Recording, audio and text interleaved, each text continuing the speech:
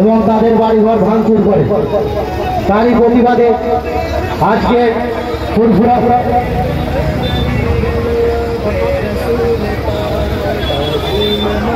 তারই প্রতিবাদে সারা ভারতবর্ষ জুড়ে বিক্ষোভ আন্দোলন চলছে।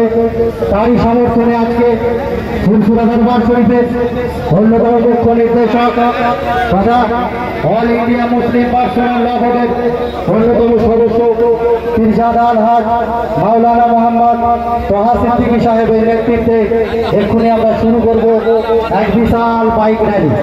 প্রত্যেকের উদ্দেশ্যে জানাই, আপনারা শান্তি শৃঙ্খলার সাথে সুষ্ঠুভাবে এই বাইক র্যালিকে সম্পন্ন করবেন, কারণ ফুরফুরার সম্মান, পীরজাদা আলহাজ তোহা সিদ্দিকী সাহেবের সম্মান এর সাথে জড়িত আছে।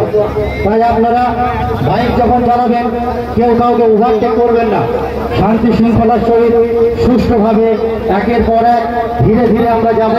কোনো রকম বিশৃঙ্খলা সৃষ্টি করবেন না, কোনো রকম বাজে কমে, কোনো রকম